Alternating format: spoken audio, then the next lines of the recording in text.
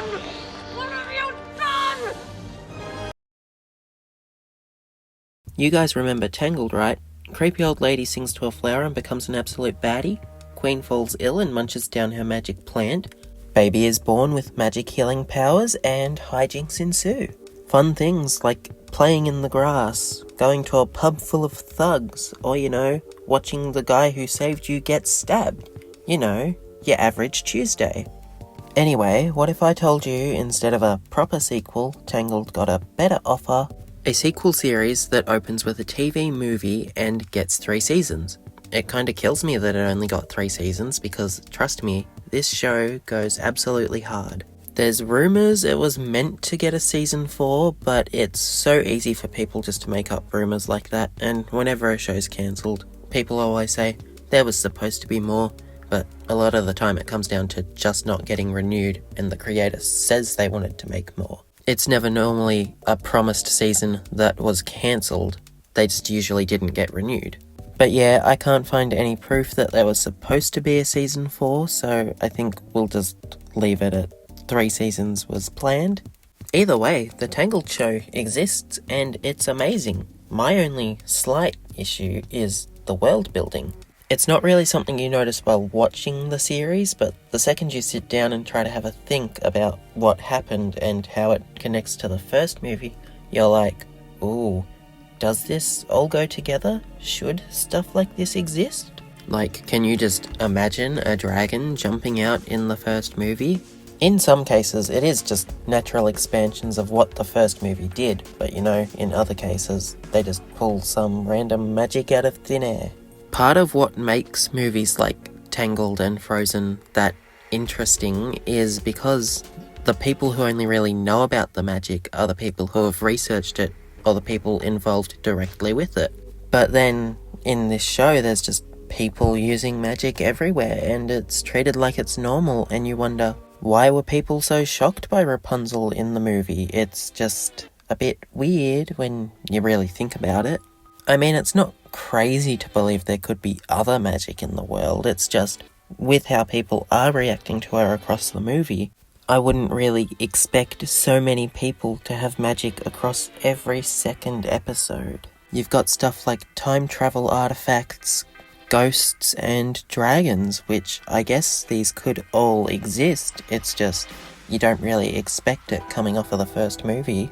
I have seen a few people comparing the vibe of the show and the TV movie to straight-to-video Disney movies, which, based off the world building in general, I can see where they're all coming from.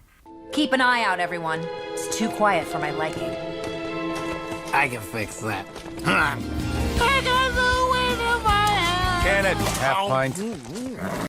Season 1 is probably the most straightforward with its world building. The most you've really got that doesn't make sense is ghosts. Then you've got alchemy and machines, which are kind of advanced for when Tangle is set. But at the end of the day, it's fiction, not everything is going to be hyper-realistic. I get my point is kind of that what's going on in Tangled seems a bit advanced and weird for the grounded world they were set in, but with machines and stuff, you can probably have a pass. You do have machines like hot water systems and a machine that controls the weather, but come on, it's not terrible. The worst of it probably is this little demon follower who tries to hypnotize everyone in order to summon the demon back into the world. But I guess that also technically gets a pass because where the ritual all takes place is an enchanted area. So it is relegated and stuck to that area. It's not like this portal's just gonna appear in the kingdom. I am willing to suspend my disbelief on that one, because they tie the magic to an area instead of allowing the magic to be loose and, just free. It's not like it's a common thing or gonna destroy the world building or anything. The last of the magic from Season 1 is so heavily tied to Rapunzel and expands on her. It is shrouded in mystery for the time being, but it's so heavily tied to her and builds mystery around exactly what she is. It does feel unfair to kind of comment on the magic currently because it's so mystery shrouded until Season 2, so I will save that for the Season 2 and 3 portions of the video. Anyway, Rapunzel's lady-in-waiting Cassandra found these black rocks growing where the sundrop flower was found. Rapunzel's curiosity gets the better of her. Rocks start growing like crazy, as does Rapunzel's hair. Rapunzel and Cassandra just assume the rocks stopped growing once they got far enough away. But around halfway through the season, they just start popping up more and more, they start destroying towns, they get close to the kingdom, and it's just a bunch of drama. Good drama though. The rocks finally reach Rapunzel, and when her hair, which is now unbreakable, touches the rocks, it causes explosions. Eventually the kingdom is under attack by giant robots, and Rapunzel ends up controlling the rocks to destroy them. After Rapunzel lets go, all the rocks fall down and start pointing in one direction, and Rapunzel decides, obviously, she's meant to follow them. Other than clearly being connected to Rapunzel, Season 1 doesn't provide a lot of answers on the black rocks, which I guess is the perfect segue to go into the Season 2 segment of the video.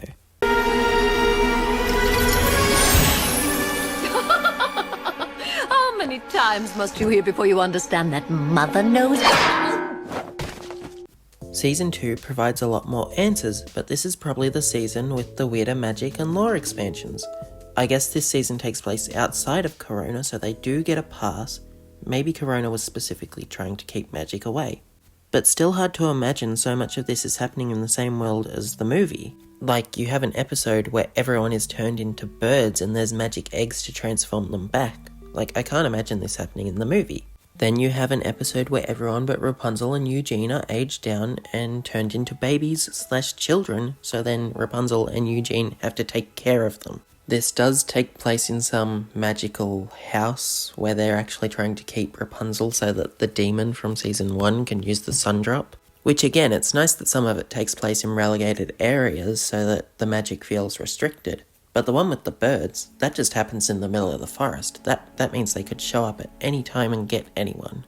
Then there's an arc on an island that's inhabited by leaf people, and everything on the island is cursed. There's an idol that shows you your deepest desires, but at the same time it makes you push away the real world because you want to keep the idol to yourself. Or a mermaid who's on the run from these fish police. The mermaid itself, I guess it makes sense, but the fish police, they look really weird, and I really don't like to imagine they're from the same universe. It just feels a bit ridiculous at times. Anyway, in terms of the black rocks, we slowly unravel the mystery to them. Turns out when the sundrop fell from the sky, part of the moon also fell from the sky, and it's called the Moonstone. It's like the dark opposite of the sundrop. Like yin and yang, you always have those kinds of stories. With good, there's evil. Anyway, the Moonstone is very dangerous, so a kingdom gets built around it and they try to keep people out. As the situation gets worse and worse, the king of the Dark Kingdom eventually just pushes all his subjects out, including his own son, which turns out to be Eugene. I do want to say there's correlation between them taking the sundrop and the situation in the Dark Kingdom getting worse, but when Eugene is sent away, he's a baby, and he's like 6 years older than Rapunzel. So I don't think it's connected to the sundrop being taken, because Eugene would have been around 6 when that happened. So the problem must have just naturally got worse. Anyway, in present day, some of the king's most trusted subjects have found out Rapunzel is following the rocks. Adira watches Rapunzel from afar, realizes she's the sundrop and tells her it's her destiny to unite the Moonstone and the sundrop, and Rapunzel is like, yeah, guess we're doing this. But then there's Hector, who doesn't believe that the sundrop exists, so he's trying to stop them. Eventually the gang reach the Great Tree, and Rapunzel learns a new incantation, specifically for the Moonstone. This new incantation is the opposite of the healing incantation. It destroys everything it touches. Which Rapunzel being able to use this incantation is the first hint that the Moonstone has lent some of its power to Rapunzel so she can reach it without being destroyed in the process, because, you know, outside of the kingdom is dangerous. The lent power ends up being a whole thing in Season 3, but for now we'll just gloss over that. Rapunzel mutilates Cassandra's arm, and they continue their journey to the Dark Kingdom. But not before other weird magic stuff happens on the road, of course. Cassandra manages to wipe Rapunzel's mind with a wand. Rapunzel ends up trapped in her own dreams, and they're trying to keep her there for Xantiri, the demon. Or Rapunzel encountering this psychic monkey like 3 times. On their third encounter, it's revealed it's Demanitus. I haven't mentioned him yet, but he's basically the guy who built most of the machines in the world and did all the research on the Sundrop and the Moonstone. Turns out he swapped brains with the monkey, but for some reason he can only use his brain for an hour or something before he turns into a monkey fully. Which, in the bird episode, Rapunzel only had an hour before she started acting like a bird, so I guess it makes sense. Anyway, he was waiting until Rapunzel was at a point where he could help her so he could reveal himself and give her the last piece of the scroll. After he goes full monkey, his owner approaches Eugene and is like, here's a gift from him, he wanted you to have this. Turns out it's a prediction, and it's that one of Rapunzel's party will betray her by the end of her journey, which they very quickly start making obvious that it's Cassandra. A few episodes ago in that magic house where they kept trying to trap Rapunzel, Cassandra wandered through a door and was gone for the whole episode, and by the end of the episode she comes out and she seems very distant. Eventually they reach the Dark Kingdom. Cassandra betrays Rapunzel and takes the Moonstone for herself, for some unknown reason. I mean, I don't know about anyone else, but the second I saw Cassandra's design, I thought it was pretty obvious that she was either related to Gothel or was somehow the reincarnation of Gothel. Magic mirrors. Looks like these can trap images and play them back. Like a diary or something. And I thought your journal was... less annoying than this. Happy now? Yes, I am. And now on to Season 3. Cassandra reveals she's Gothel's daughter and is upset because Gothel kidnapped Rapunzel and abandoned her. Apparently she learnt this when she went through that magic door. Some little ghost girl showed her everything and told her the only way to get control over her life was to betray Rapunzel, and now she can control the Black Rocks. Other than the stuff with Cassandra, Gothel, and this ghost girl, they don't really do a lot this season, but they do a lot. You just don't learn much new. I mean, in terms of just expanding the world, we get to see the families from all the other kingdoms. We don't actually get to see their kingdoms, though. There's also some time travel artifact, and then we also see dragons. This is probably the most jarring of the expansions because all this takes place in Corona.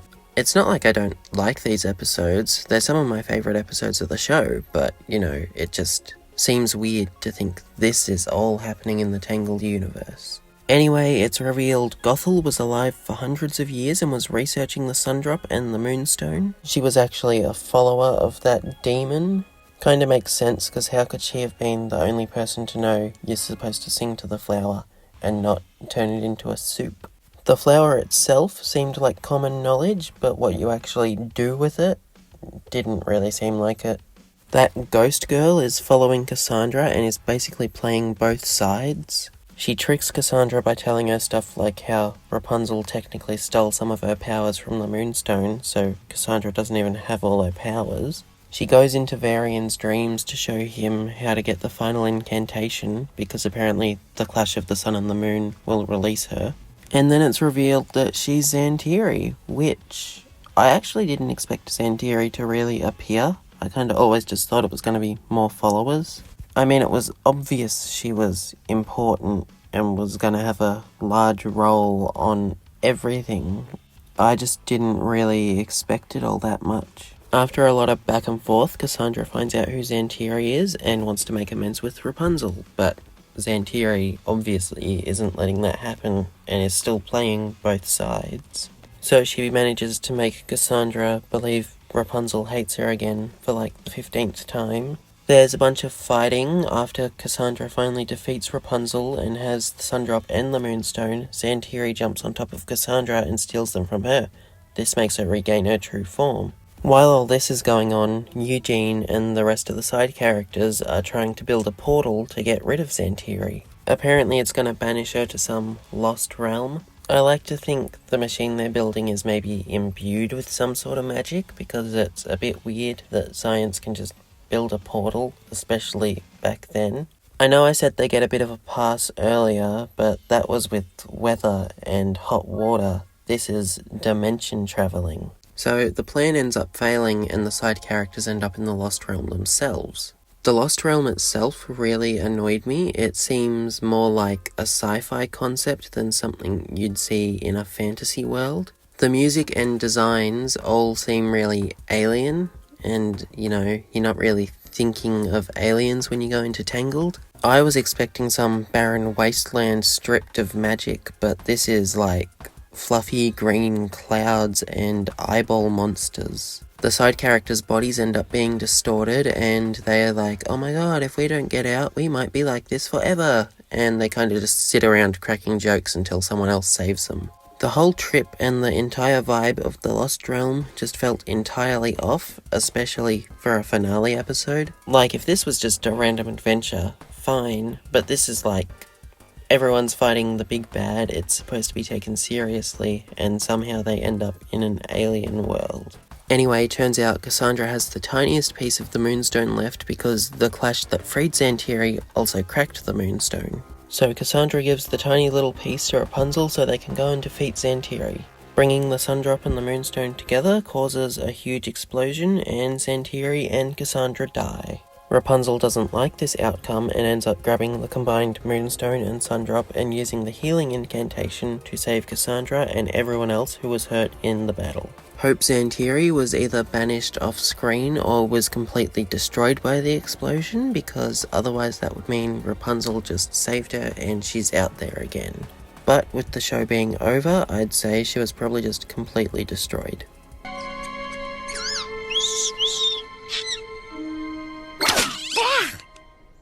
Oh, so that's how that feels. So, overall, Rapunzel's Tangled adventure expands on the pre-established world of the movie. It can also get carried away with the magic and science it implements with the new additions. Like, if all this time stuff like dragons and time travel existed, why were people so shocked by Rapunzel's hair in the movie, but won't bat an eye to a dragon? Like, obviously they fear the dragon, but they're just like, oh yeah, this is another Tuesday for us. I know I'm digging quite a bit into it. It's not really something you think about while watching the series, but think about it for a few seconds and your brain just snaps. I do highly recommend Rapunzel's Tangled Adventure though. It's really good, despite how much I've been ragging on it for the past 15 or so minutes. It's just the world confuses me so much. So yeah, other than a few choices they make in the ending, I do really like the story. And based off other posts and videos, people also really like it. I've only seen a few clickbait titles saying stuff like, it's bad, and then when you open it, it's just a recap anyway. Which the recap will have praises in it, so just clickbait. And with that, we're at the end again. I'd like to know what you guys think of the series. You could also like and subscribe while you're here. I do have a couple planned videos, but I've got to put some extra research into these ones. So if you do have any extra video topic ideas, I'm always open to suggestions. And with that, I'll leave you guys with it. You can go find something else to watch.